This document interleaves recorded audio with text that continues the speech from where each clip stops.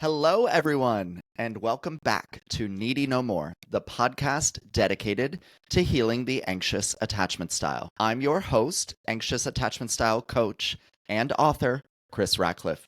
I've helped thousands of people across 6 continents to end the cycle of anxious attachment through my books, workshops, digital downloads, and coaching program.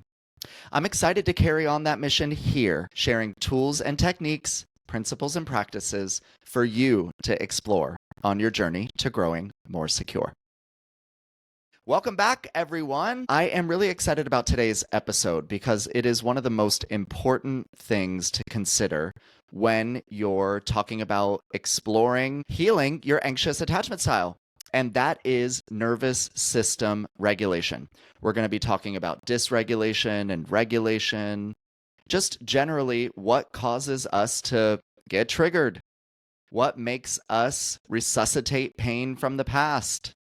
These are really important things to unpack when it comes to healing anxious attachment because we're getting to the root of it. So far in the show, we've been exploring the cycle of anxious attachment that I outline in my book, Needy No More, The Journey from Anxious to Secure Attachment. We've already explored trauma, abandonment, and codependency, which are a part of the main cycle of anxious attachment. There are still 3 steps remaining in the cycle that we're going to explore, starting with today's episode on nervous system dysregulation, because it really is the connective tissue among all of the other steps.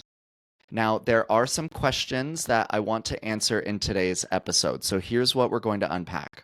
First, what exactly is nervous system dysregulation, and how is it connected to being triggered? Next, we'll explore what are the causes of nervous system dysregulation, both in the past and in the present. From there, we'll explore how has nervous system dysregulation shown up in my life. I'll share some examples with you that can hopefully resonate with your own story. Then we'll unpack how is nervous system dysregulation connected to anxious attachment. And we'll close by talking about some ways that you can regulate your nervous system. That's sort of what we'll continue exploring for the remainder of the show and in future episodes. But I'll give you a couple of takeaways for today when it comes to the basics of nervous system regulation. The first thing I'm going to do is to read a chapter from the book Needy No More, which is all about nervous system dysregulation. And that chapter is titled Nervous System Dysregulation. There's an entire section in the first part of the book that's dedicated to dysregulation. And this is the intro chapter there. So without further ado, let's go ahead and dive in. At its core, the most important function the body serves is to keep itself alive. After all, what could be more important than survival? This is what the body believes and how it behaves. In fact, everything we do serves this mission. We eat to fuel our body, so we have energy for survival. We connect with others to have strength in numbers, which supports our survival. We procreate in order to ensure the survival of our species. The list goes on and on. Of all the systems in the body, the nervous system is the commander-in-chief in charge of helping us to achieve the fundamental goal of survival. Centered in the brain and running via numerous nerves throughout your body, the health and regulation of your nervous system is an overall indication of the extent to which you're either thriving or surviving, stable or unstable, present or preoccupied. For anxious attachers, the very name nervous system is an apt one. Having learned our needs won't get met due to inconsistent and unpredictable relationships, we tend to be constantly nervous, anxious, and on edge, always ready for our next heartbreak. Over time, these experiences leave imprints, conditioned impressions that prime us for the future. Like an overly sensitive smoke detector, our nervous system becomes hypervigilant and learns to sound the alarm at any threat, no matter how small, that might pose danger to our health and well-being. These are survival mechanisms, ways that our system adjusts to be ready for any future danger, whether it's real or something we've perceived. Here's what this means. if your past was chaotic, your body quite literally expects your present and future to be chaotic too. When it comes to survival, preparedness is the name of the game.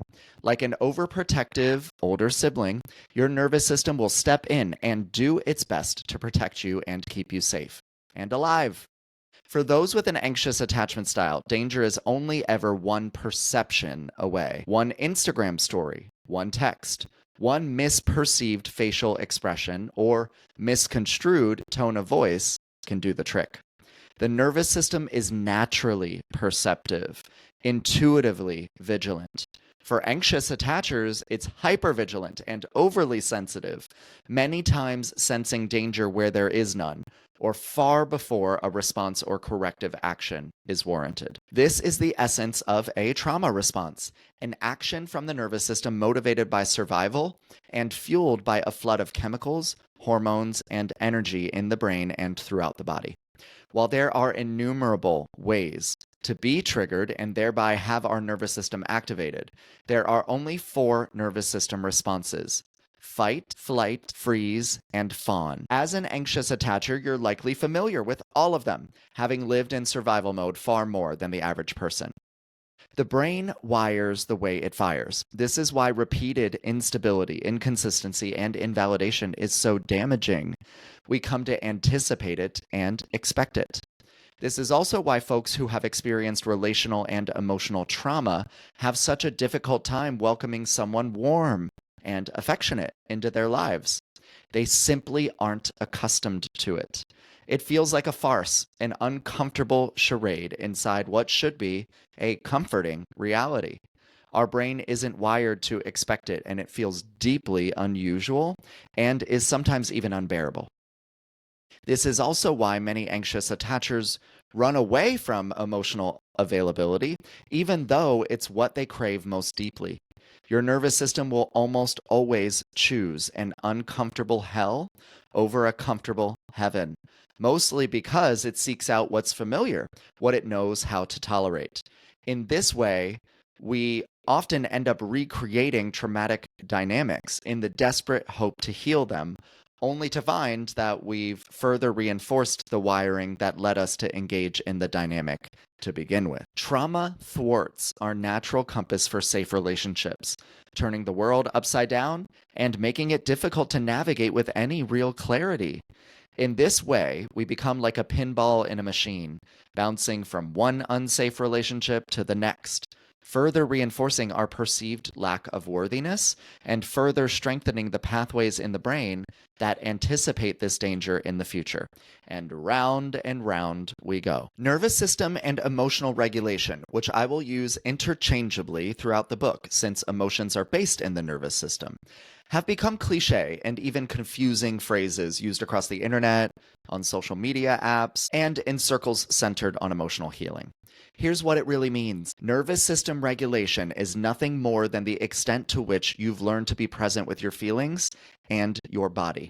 Regulation requires attunement, flexibility, and safety. And the extent to which we learn how to do this is largely based on what is modeled for us by our caregivers and later reinforced in adult relationships, most of all with our romantic partners. The nervous system asks, to what extent can I trust both myself and those around me? Do I believe my emotional needs will be met most of the time? More often than not, do I feel fundamentally understood?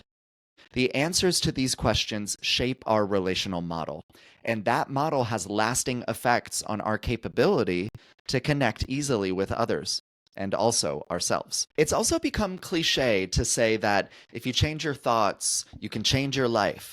While this isn't wrong per se, it's actually backwards. You have to change your life to change your thoughts. You have to structure your day-to-day in such a way as to have a healthier relationship with your mind, your body, and your spirit. You have to prioritize slowing down long enough to feel instead of trying to think your emotions. You have to allow your body to regulate itself and provide the opportunity for the energy to work its way out of your system. You have to discover and practice ways of building in more flexibility and tolerance of discomfort. You have to surround yourself with people who are safe and stable and consistent, at least most of the time. That's how you create the change you're seeking. For anxious attachers and other trauma survivors, healing doesn't start in the mind, it starts in the body. Without feeling your feelings, without learning to navigate uncertainty and discomfort, and allowing your body's natural stress cycles and survival responses to complete themselves, you'll only make incremental changes instead of transcendental ones. You'll only partially heal. You'll feel that gap between what's happening in the mind and what's happening in the body. Emotional healing is roughly 20% cognitive and 80% somatic or physiological. Our stories aren't just written with words, they're imprinted in our reactions. Look no further than how you react when you're triggered to see the story your body is telling you. In that moment, it's saying, I feel threatened. This reminds me of something in the past that hurt me deeply. I don't feel safe here. I don't have the capacity to manage this. Listen to your body and learn to recognize when your energy is shifting. It will tell you all you need to know. Dysregulation in the body drives distortions in thinking in the mind. In this way, underfeeling leads to overthinking. We start to take things personally. We catastrophize. We jump to conclusions. We keep score. We minimize the good and maximize the bad. We think in extremes. We dissociate. It's much easier to rationalize than it is to feel, to go up into the mind than to be down in the body. In the end, we have nothing to show for these exhausting efforts, as they are a distraction from the real issue, a focus on the effect rather than the cause. Truth is, if you really want to better navigate your mind, you have to learn to better regulate your body. In this way, the phrase should really become, learn to be more at home in your body, and you will change your life. The more present we become in our vessel, the more centered and grounded we become emotionally. Our inner world becomes settled instead of shaken, resilient instead of restless. This naturally improves our relationship with ourselves, including and especially with our mind. Our relationships with everyone else around us follow suit, as our ability to be present and connected with others is a direct reflection of our ability to be present and connected with ourselves. If you've struggled to advance on your healing journey, it's likely because you've been focused on your mind instead of your body, on your thoughts instead of the dysregulation in your nervous system that causes those thoughts to begin with. Expand your focus to include techniques that don't just treat the symptoms, but also treat the cause. That includes techniques like meditation, breath work, body movement, exercise, cold exposure, and more. We'll dive deeper into these techniques in the second half of the book. For now, make a mental note and remember this. You can't think your way out of a feeling, and you shouldn't try. Not only is this a form of self-invalidation, but it doesn't address the actual issue. To do that, we must dig deeper. We must feel. We must regulate. There's your physical age and your emotional one. The former is self-explanatory and commonly understood.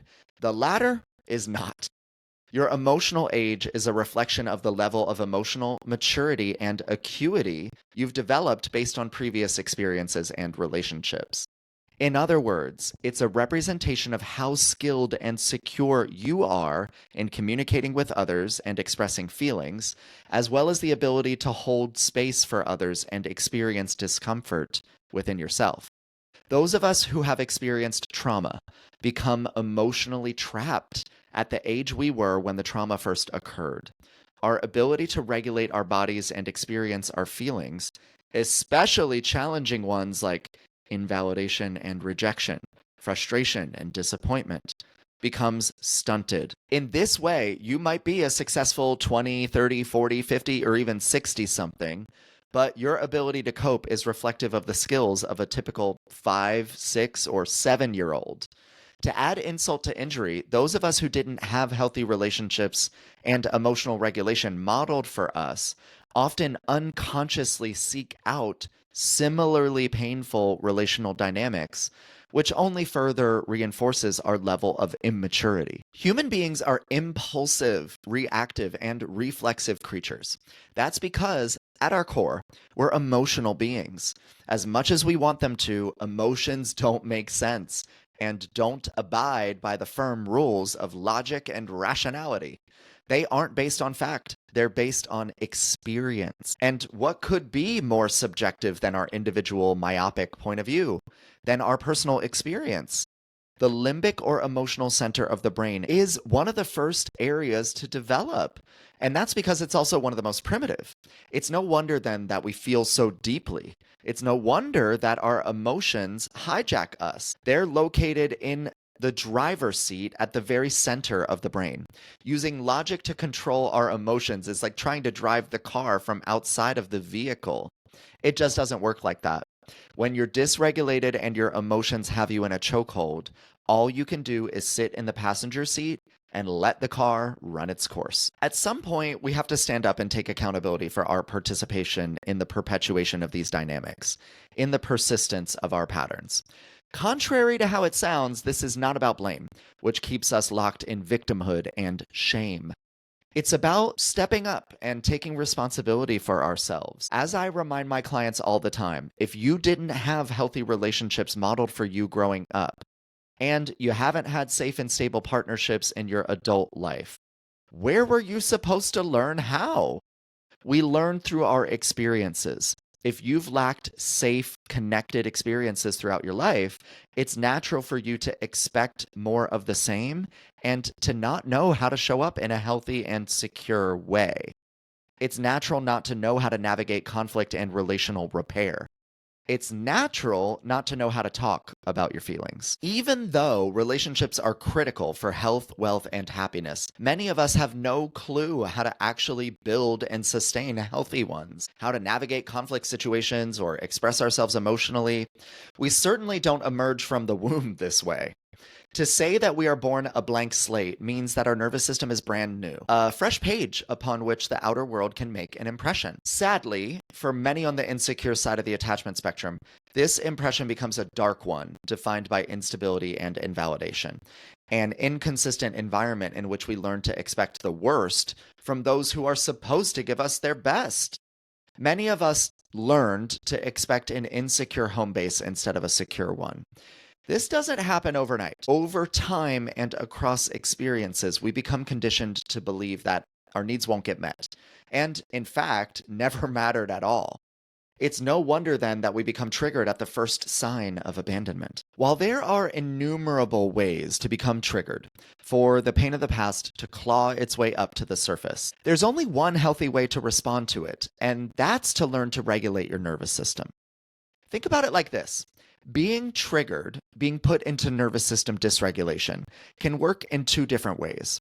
We can either experience hyperarousal in the form of overreacting, or we can experience hypoarousal in the form of underreacting. Hyperarousal takes place in the sympathetic nervous system, which activates our body and brain and causes us to go into fight or flight mode.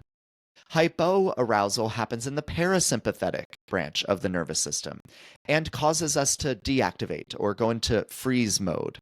It's also possible to experience a blended state of both the sympathetic and parasympathetic systems, whereby we simultaneously experience hyperarousal and hypoarousal. In other words, it's possible to experience a blended state of both fight or flight and freeze responses. This state is commonly referred to as a fawn response. Together, these survival responses represent how we react to triggers in our environment. To regulate the nervous system and get ourselves back to baseline, we must down-regulate out of hyperarousal and up-regulate out of hypoarousal to become flexible enough to experience anything that occurs, but in particular the sympathetic fight or flight response and the parasympathetic freeze response. In addition to our response to present dysregulation, it's vital that we actively expand our capacity for it in the future, growing our ability to manage discomfort and stress. We'll expand on ways to do this in the second half of the book. We'll also expand on the importance of both self and co-regulation. For now, just know that nervous system regulation is not only possible, it's imperative for you to advance on your healing journey and develop a secure attachment style. And it's often the missing link so many people are searching for on their healing journey. It was Bessel van der Kolk, psychiatrist and author of the #1 New York Times bestseller, The Body Keeps the Score, who famously wrote that trauma comes back as a reaction, not a memory. The evidence of this truth is written in the impressions left in our bodies, the dysregulation in our nervous system that arises when we're triggered by an external stimulus or our internal perception of it, or both. Every anxious attacher alive has felt this empirical truth. Look no further than what most upsets you in the present to point you in the direction of what traumatized you in the past. Your triggers are guideposts to your trauma. They resulted from it. They are tiny pockets of residual energy left over from the initial wounding events, working their way up to the surface to be released. Your reactions in this moment tell you precisely what's rising that requires your attention, what needs integrating and healing. Triggers are external stimuli that bring up internal impressions from similar situations that have previously occurred. Something happens that reminds you of being hurt in the past, and it creates a trauma, survival, or stress response in the body. The nervous system is activated and energy is mobilized to respond to the threat. Keep in mind, your brain and nervous system can't tell the difference between a perceived threat and an actual one, and you will have the same response regardless of whether it's necessary or warranted. Triggers are present reminders of past pain. Contrary to how that sounds, looks, and feels, triggers are actually incredibly valuable. They not only show us what matters most to us, they also demonstrate where we could most benefit from working to heal. Triggers are pockets of energy from prior traumatizing experiences coming up to the surface to be released. When treated with consciousness, compassion, and care, these experiences can help guide us to a more grounded and secure place from an emotional standpoint. When they're not treated with curiosity, love, and intention, they can wreak havoc on our relationships, our bodies, and our lives. Do your best not to judge yourself for what triggers you. Every trigger is an opportunity for your healing because it shows you where you need to let go and let be. That said, there are some common triggers that I often see in my work. Anxious attachers tend to be most sensitive about communication, inclusion, and prioritization. And that's because our wounds are often based on feeling rejected, unprioritized, and left in the dark throughout our lives. Dysregulation and regulation are neither good nor bad in the same way that desiring connection and being wired for survival is neither good nor bad. They're a part of human nature.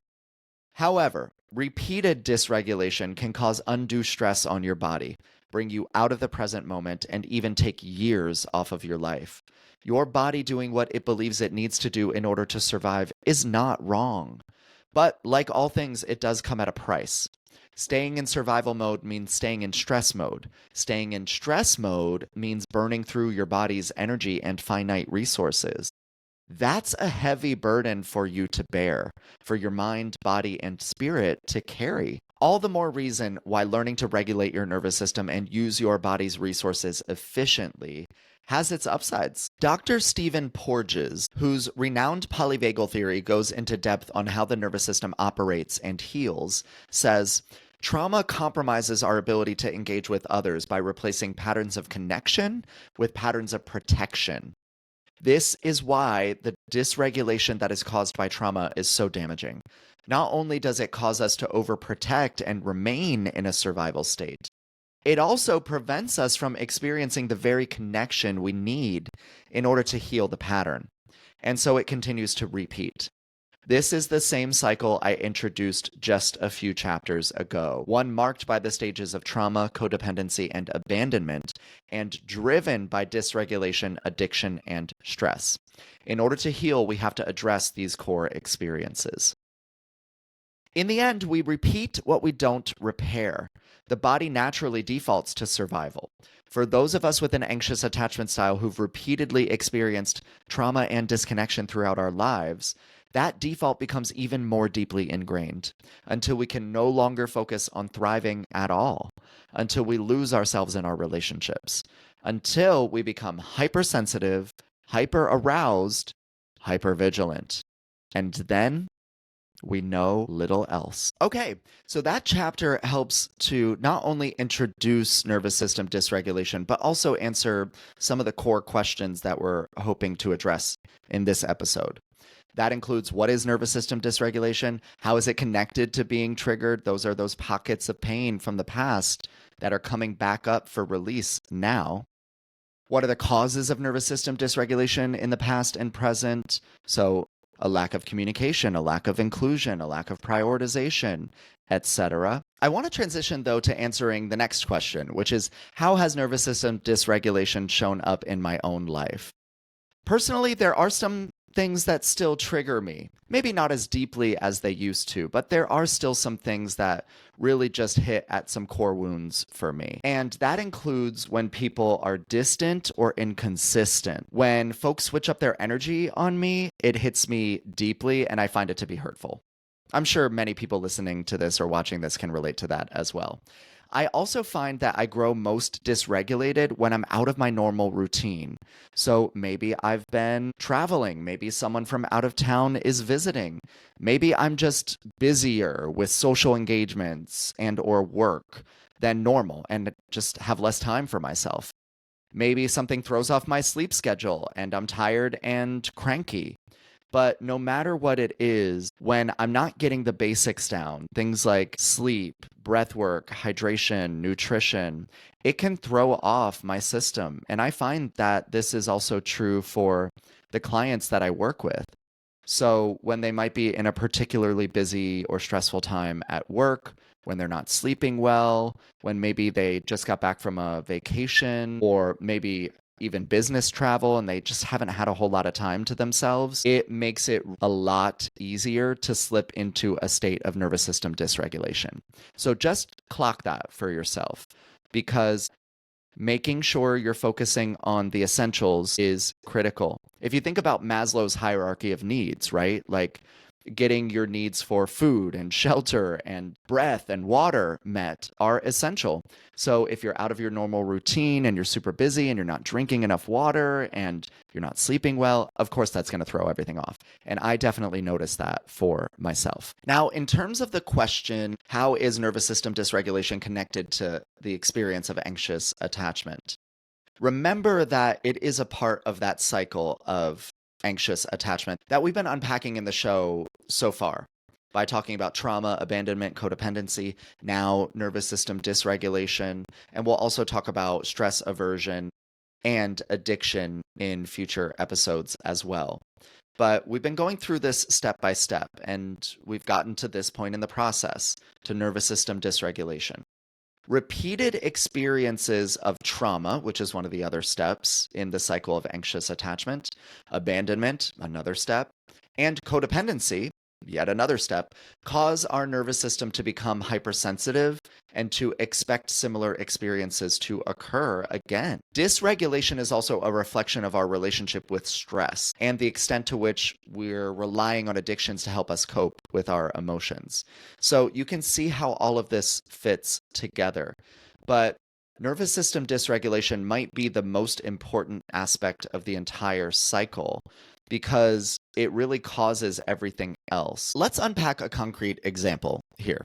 So let's say that your ex cheated on you.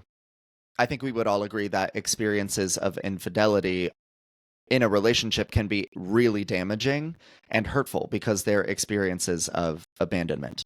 And many people listening to this or watching have likely experienced that. But I think we'd all agree that experiences of infidelity are incredibly challenging and obviously would cause us to go into a state of dysregulation. But when that happens, we tend to become hypervigilant. We're then looking for signs to prove our theories, right? Or our hunches. So we start snooping and stalking and sleuthing. We might go through our partner's phone or email or their social media accounts. Eventually, we find out the truth and we might confront them. Usually, we're met with defensiveness and deflection and denial. This kind of instability and lack of safety in a relationship erodes self-worth and self-trust, and it makes it harder to trust people and connect with folks in the future because our nervous system is primed and ready to protect us in case it might happen again. I know this because it happened to me. I caught an ex of mine sending explicit pictures and exchanging lewd messages with dozens of guys. And it devastated me. Not only was I unable to trust him again, which ultimately led to the demise of our relationship, but I then expected other guys to treat me the exact same way. I was always on alert after that. I asked invasive questions about who they knew and what they were doing or not doing. I checked in constantly. I asked them if they'd ever cheated on anyone before. I made it clear that I wanted monogamy in a relationship.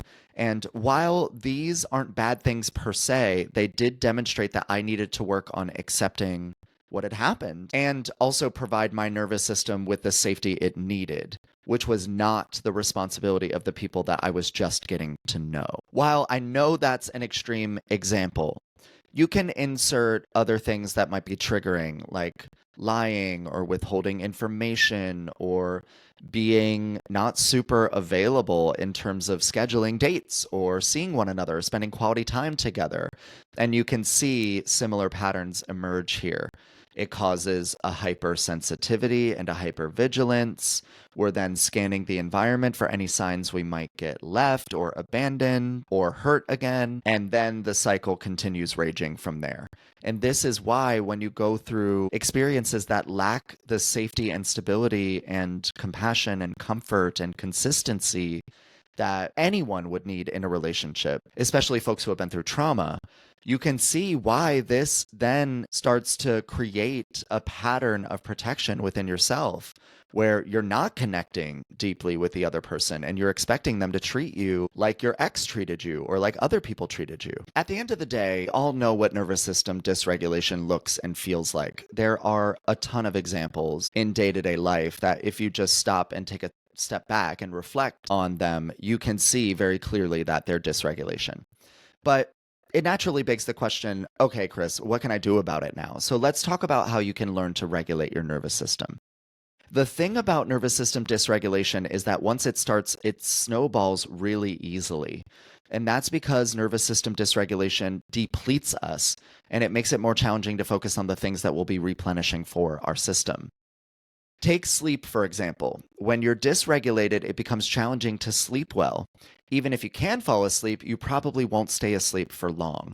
You'll toss and turn. Things are weighing pretty heavily on you in this state. Your system is activated, and that survival energy won't let you get a good night's rest. Your mind is going to be racing, and you can't really turn that off. It's very difficult.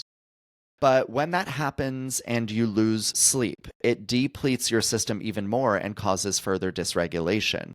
This is why one of the best things you can do when you're dysregulated is to meet your basic needs. So this is the first step with nervous system dysregulation. Focus on sleep, hydration, nutrition, connection, breath work, and body movement. Drink water, eat nutritious foods, call your best friend, and go out to dinner with a family member. Sit and breathe deeply for a few moments. It's cliche, but it works. Put down your devices and go for a walk. So many of us are super triggered by the news and compare ourselves constantly to other people. Put your devices down and go touch grass, literally. Take some magnesium or ashwagandha and go to bed early. Give your body what it needs to replenish itself and restore a sense of balance. And I do need to say that when it comes to taking any supplements, please make sure that you consult a medical doctor or professional before taking any kind of supplement. The next thing I want to recommend when it comes to nervous system dysregulation is a very simple tool. It is just a couple of questions, which are, what is it that I need in this moment? What would help me feel safer and more secure right now? Notice the language I'm using. What is it that I need in this moment? What would help me feel safer and more secure right now? This is about learning to turn inwards and to ask yourself, what is it that would be helpful right now that I can give to myself? So the first movement is inwards. Then we go outwards after that. But many people switch these things up and they go to other people and they expect them to regulate them in a state of frenetic energy and dysregulation when they're all over the place. That's really hard to do. It's very difficult for other people to sit with that kind of stress and energy. So the first movement is always inwards, always inwards. So ask yourself, what is it that I can give myself right now that would just help me to feel calmer, more at ease, and safer in this moment? As I mentioned in the chapter that I read from the book, Needy No More, nervous system regulation is about cultivating presence for discomfort now, as well as building tolerance for discomfort and stress in the future. I think it's important to note that there's a reason why repeated experiences of trauma lead to PTSD and CPTSD or complex PTSD. The PTS in PTSD stands for post-traumatic stress.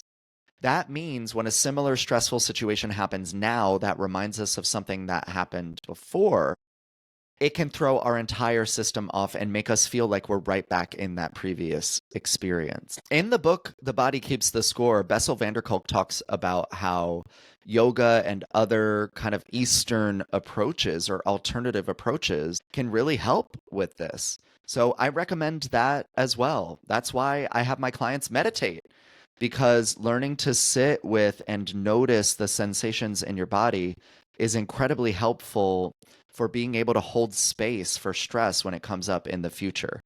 And those of us who are anxious attachers know that it comes up very easily, and there are many ways that it can be triggered. So that's another thing to consider here too, learning to build presence and also tolerance for discomfort in the future. One of the techniques that I find most beneficial for doing this is actually cold exposure. And I wanted to single that out because so many people don't even consider what cold exposure can do for them. When you take a cold shower or submerge your hands or head in ice cold water, it puts the body in a stress response. Your nervous system gets activated and you're triggered. So it gives you an opportunity to practice your response to that stress reaction or trauma response. And why this is important is because you can learn to breathe through that and practice it in a controlled way. It's one of the best ways I've found in terms of techniques that can help to increase your nervous system's capacity for better managing stress. It's sort of like a workout for your nervous system that builds the muscle of tolerance and expands your window of tolerance for stress. So keep that in mind as well. I also find that maintaining a proactive daily nervous system regulation practice is critical. For this very reason, one of the very first things I have my clients do when they enroll in my coaching program is to start a daily nervous system regulation practice. This helps to provide the safety and stability so many of us crave and end up projecting onto the relationships around us. That same practice that I have my coaching clients complete is available for download with my anxious attachment style healing toolkit. If you go to cracklift.com/starter kit, you can download that and you'll get the daily nervous system regulation practice as well as a tracker to help you to hold yourself accountable and to do the 9 steps every day, so that you're teaching your nervous system, again, proactively, that it does have safety and that you are consistent and that your needs will get met.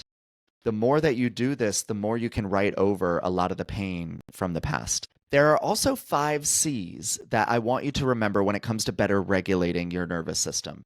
They are as follows: compassion, consistency, clarity, communication, and collaboration.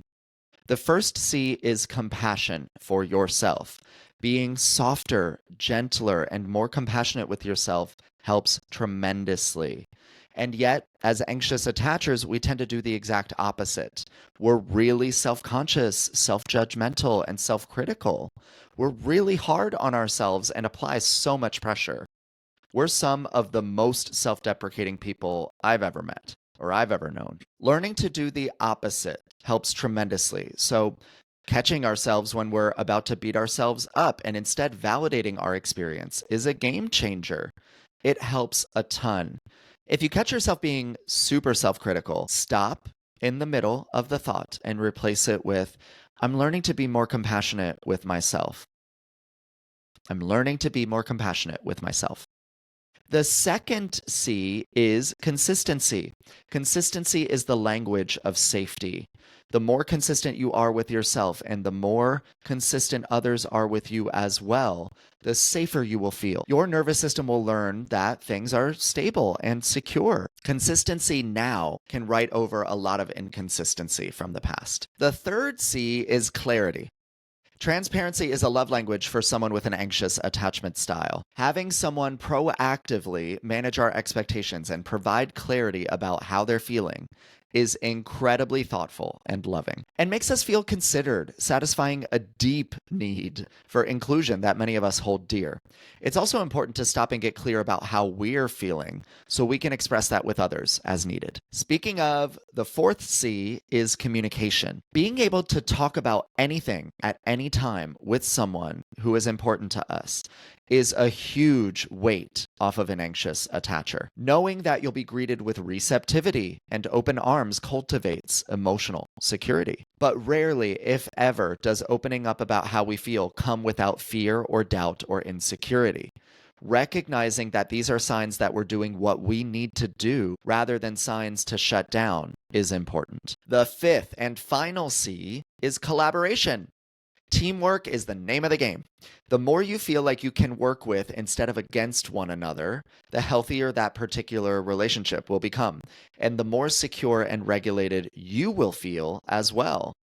This also means learning to collaborate with your own nervous system, and that means meeting it where it's at. As I remind my coaching clients all the time, you have to learn to work with the energy of your system rather than against it. So stop fighting against yourself. If you're upset, you're upset. Don't try to convince yourself that you're not. Don't try to invalidate yourself into regulation. It doesn't work. Stop and say, woo, I'm feeling very deeply right now. I'm a little upset. I'm feeling triggered. I'm going to sit with this for a couple of minutes. A final thing I want to note today is that nervous system regulation isn't just about self-regulation. Of course, that's important. But co-regulation is also essential. We need other people. I've been saying that again and again in the show because I really want you to understand wanting connection with others and wanting to talk through things with others is not a bad thing. And it is a valid desire and need to hold dear.